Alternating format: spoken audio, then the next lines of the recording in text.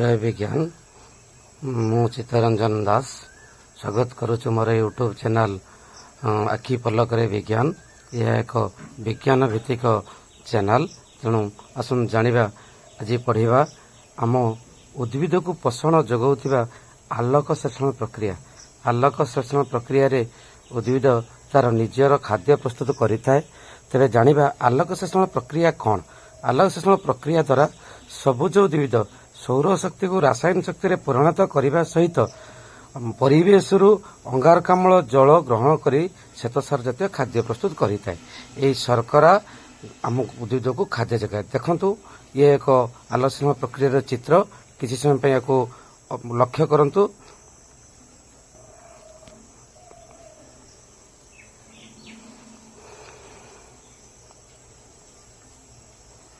देखंतु जे यार सौर शक्ति जो पत्र रे पड़िबा मात्रे से वायुमंडल अंगारकाम्ल और मृत्तिकार जल नहीं से तार खाद्य प्रस्तुति करुछि एवं यार पत्र ही यार खाद्य प्रस्तुतिर मुख्य भूमिका ग्रहण करिଥାଏ।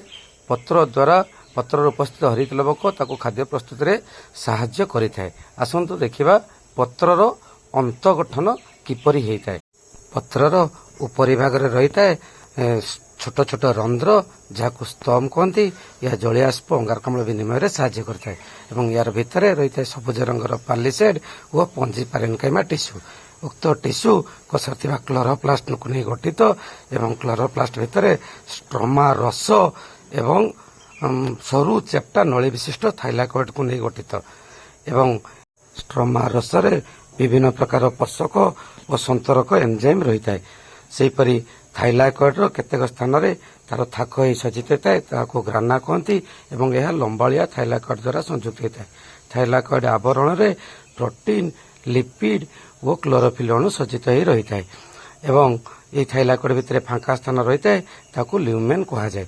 एबे हम आसंतु जानिबा यार आधार कौन। आलोक संश्लेषण प्रक्रिया घटिथिबा स्थान को आधार कहा जाए।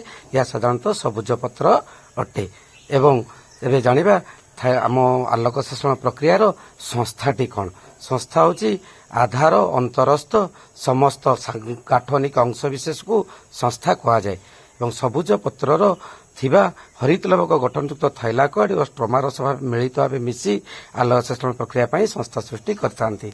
एबे आसंतु देखिबा आलोक संश्लेषण प्रक्रियार 3D व्यू किपरि उद्भिदर पत्र रे आलोक संश्लेषण प्रक्रिया संपादित होता है। देखंतु आम गोटे पत्र को भल भाव देखिबा एवं पत्रर केमिति उपरि भाग स्तर रे छोट छोट रंध्रर आस्तरण आसीबो। देखंतु ए पत्रटी को देखंतु जेतले आम अधिक जूम करी देखौछे ए पत्रर आवरण को भल भाव लक्ष्य कले देखि परिबा ता भितरे केमिति एक छोट आवरण देखो भल भाव या देखो छोट आवरण छोट रंध्र रही। रंध्रटी को स्तम कहती और पाखक गार्ड सेल कहती।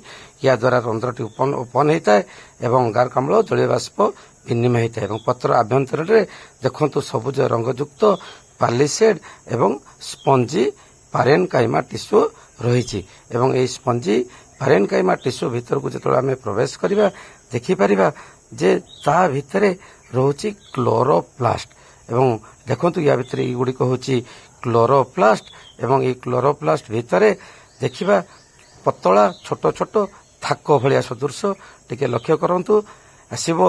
या भितर छोट छोट थाक सदृश छोट छोट पतला थाक जेटा को आम थाइलाकॉइड कहबा एवं सेमानकर साधारणतः थाक थाक ही रही थांती जाको ग्राना कहा जाए एवं ए स्ट्रोमा रस भितर रही है अनेक पोषक एंजाइम। देखंतु ये हूँ थाइलाकॉइड केते पतला एवं पूरा सीडी शेप रही भारी क्यूट होती एवं ये थाइलाकॉइड थाक को ग्राना कहती एवं गोटे ग्राना अन्य ग्राना सहित एक लंबालिया थाइलाकॉइड सहित सज्जित होता है एवं आपण मन जो थाइलाकॉइड भितर फांका स्थान देखुंत या ल्यूमेन कहा जाए।